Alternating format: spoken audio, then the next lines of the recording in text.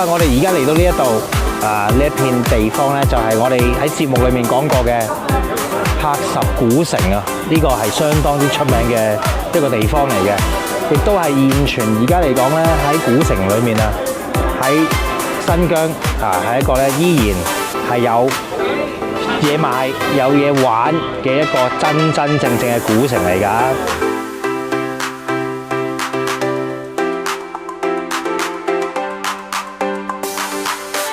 呢個咧就會擺喺新潮文張台度啦。呢個將會擺喺新潮文張台度展示，好靚啊！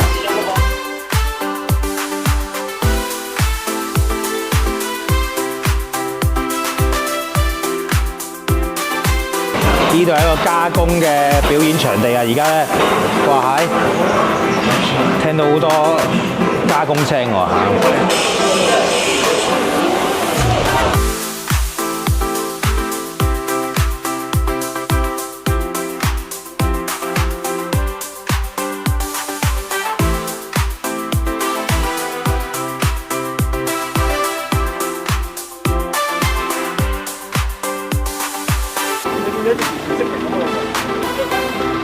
萬山之城，呢個成大嚿，即係一個原石咁樣喎，即係好似一大嚿石一次過咁樣咯。係啊，好啦，我哋嚟到呢度天山嘅大峽谷啊。咁今日呢度天山大峽谷咧，都係一個相當之矚目嘅景點，神秘嘅地方啊！你睇下我哋呢度好似咧去咗火星一樣。咁轉頭咧，我哋咧就會慢慢咧嚟到行下。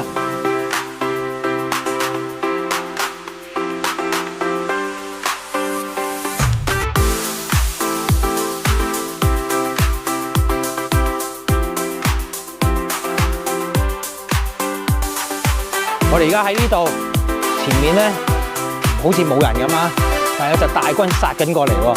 嗱，我哋幻想下要同呢隻大軍正面對決啦。咁我哋咧擺到明就係做攔途截劫嘅嗰扎人啦。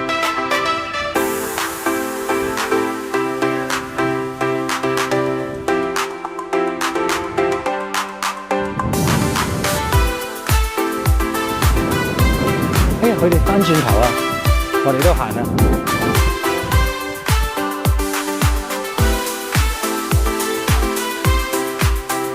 而家攞咗一個樣本喺地下執嘅，就係咧呢個紅泥土嚟嘅。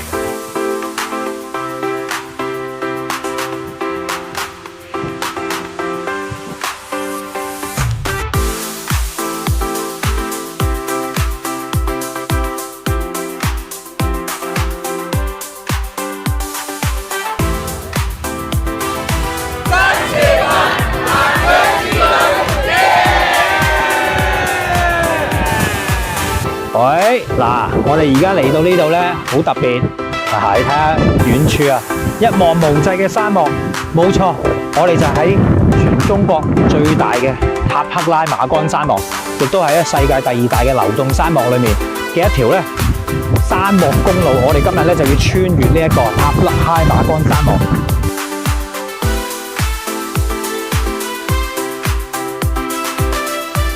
呢啲咧，大家見到唔係普通嘅草嚟嘅，呢叫麥草，係呈一個正方形，一格一格咁排列嘅。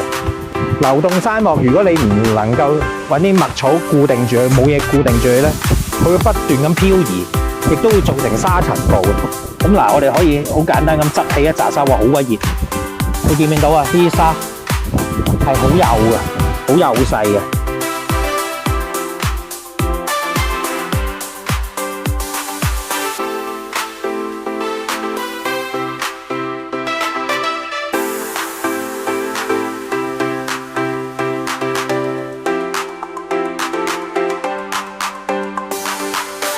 大家睇下有幾大，對比翻塊面係咁大嘅嚇，呢個幾蚊寸講緊係。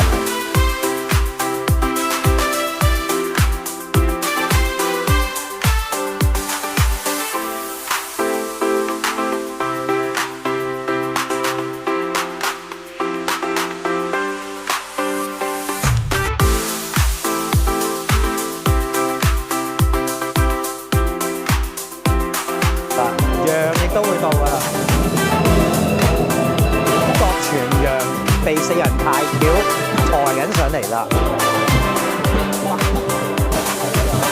開陽儀式啊！我們從羊背身上輕輕滑下一道，哎呀，滑下一道啊！哎呀，哦，好了，這個第二道呢，祝您這個吃肉大手可大有食，手抓羊肉直接吃啊！加咖啡，加咖啡，好。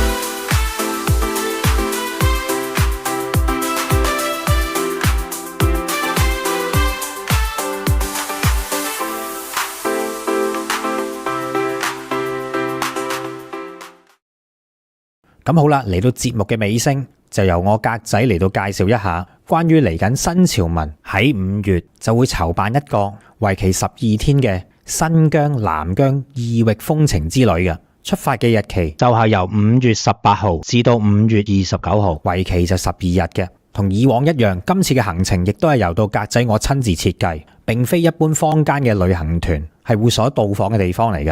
而且今次咧，格仔亦都會隨團出發。行程嘅特點就包括到我哋全程咧都會坐一啲俗稱為飛機椅2+1嘅豪華座位旅遊巴嘅，亦都會贈送每位團友足夠12天旅遊嘅數據卡。今次我哋嘅新疆之旅咧係並冇涉獵到任何高山症問題嘅景點嘅，大家呢一點可以放心。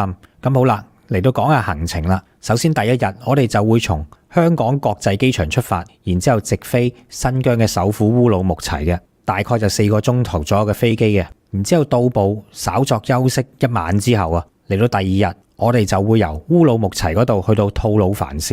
喺前往吐魯番市嘅路程入面啊，我哋就可以觀賞得到一望無際嘅達坂城風車電站，佢連綿長達80公里，總共咧就裝有100多台嘅風車。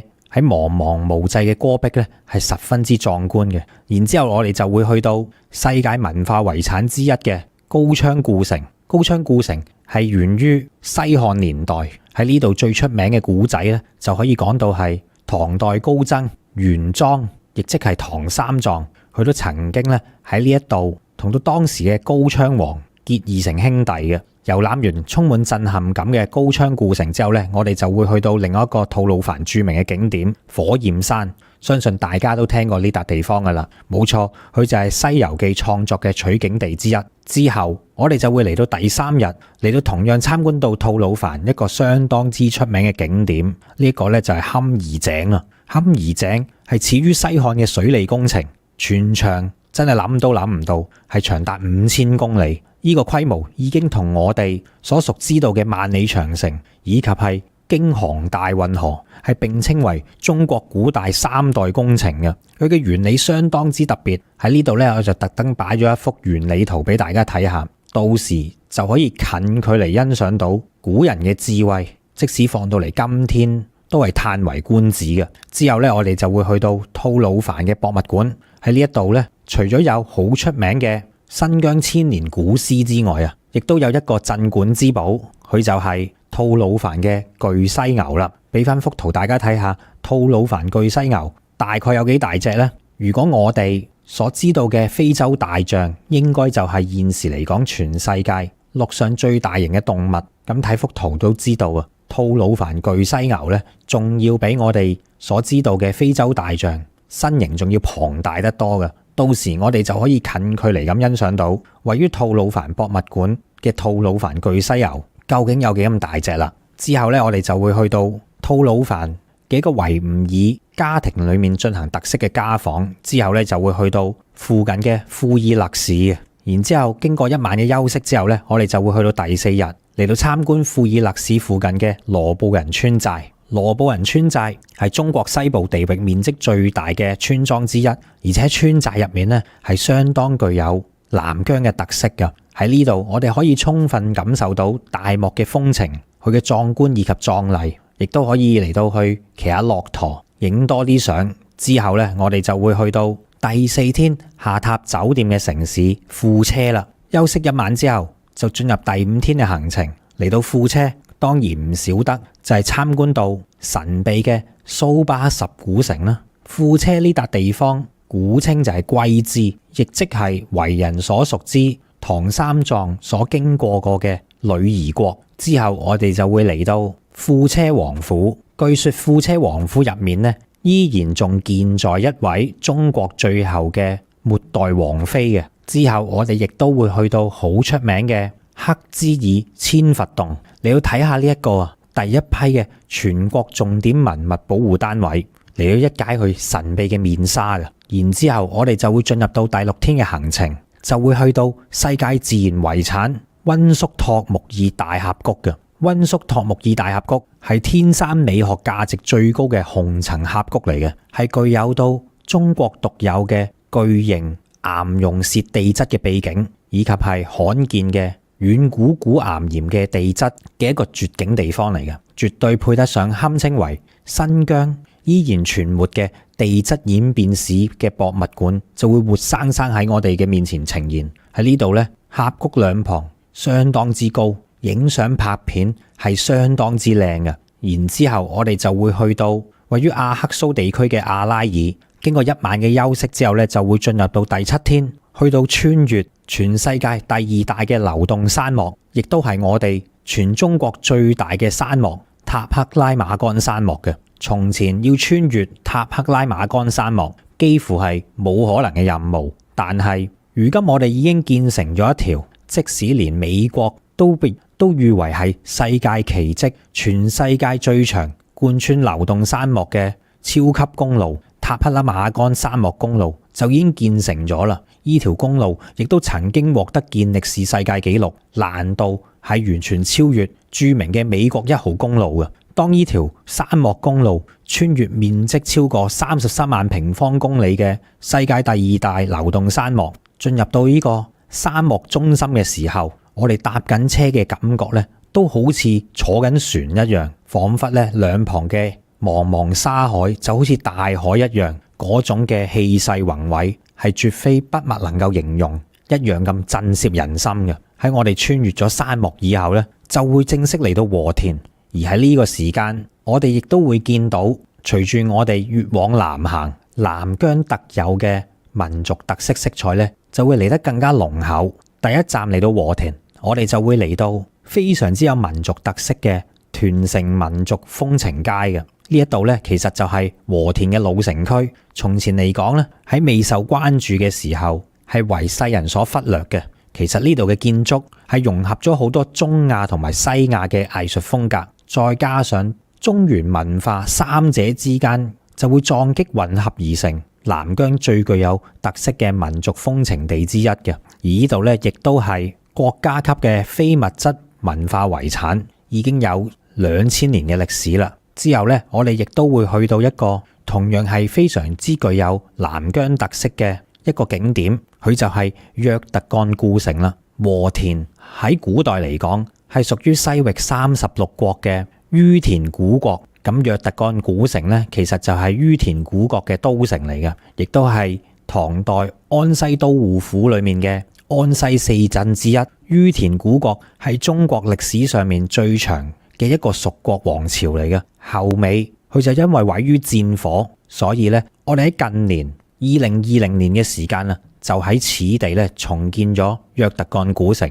重建以後就可以讓到遊客重新體驗到古絲綢之路位於于闐嘅繁華盛世，感受一下呢一個喺沙海已經掩埋咗上千年嘅古于闐文化嘅藝術魅力嘅。當然嚟到呢度咧，亦都要欣賞埋非常之有特色嘅約特幹古城歌舞表演。然之後咧，我哋就會嚟到第8日嘅行程，去到另一個城市莎車嘅。大家有冇發現嚟緊我哋所去到嘅地方越嚟越有異國風情啊？同樣地，莎車嘅非遺博覽園，如果唔講嘅話，仲以為自己呢一刻咧係身處於外國，因為喺呢一個莎車嘅非遺博覽園入面咧，佢嘅皇宮係集古代同埋現代嘅伊斯蘭建築精華融為一體嘅。呢一度咧，亦都係眾多網紅同埋直播必到嘅打卡之地，亦都係好多嘅影視創作、婚紗攝影嘅熱門地方嚟嘅，係充滿住獨特嘅南疆維吾爾風情嘅。然之後我哋亦都會去到旁邊，同樣都係好有特色嘅阿曼尼沙漢陵，再欣賞埋好出名嘅12木卡姆呢一種維吾爾族嘅民間古典音樂，整套音樂連同埋漢鈴本身咧，都被列為世界非物質文化遺產，以及係國家嘅文物保護單位嚟嘅。然之後咧，我哋就會去到當地一個近乎係唔會有旅行團到嘅地方，就係呢一個沙車嘅蘇碧大巴扎啦。巴扎嘅意思即係市場咁解。喺呢個大巴扎入面，我哋能夠充分咁睇到當地居民嘅生活。喺呢度咧，幾乎係冇任何遊客嘅足跡嘅，就俾大家能夠咧親身咁感受一下當地居民平時所買到食到嘅嘢究竟係啲乜。然之後咧，我哋就會嚟到第9日，就會前往南疆最大嘅城市喀什啦。正所謂冇嚟過喀什就唔好話自己嚟過新疆，呢句說話咧係有佢嘅道理嘅。嚟到呢度，我哋就會參觀非常之著名嘅喀什噶爾老城。呢一度咧係國家嘅5A 級景區，亦都係中國唯一一個具有伊斯蘭文化特色嘅迷宮式城區嚟嘅。當然仲有佢嘅老城牆，所有嘅建築物已經有過百年嘅歷史。呢度亦都係之前央視春晚新疆區裏面嘅拍攝背景嚟嘅。嚟到呢度，大家就可以充分咁感受到點解喀什又名東方阿富汗。好多已經被戰火摧毀嘅中東建築，當啲導演想拍翻相關題材嘅戲嘅時間啊，其實都係嚟到呢度嚟到去取景嘅。當然我哋亦都會去到好出名嘅艾提加爾清真寺。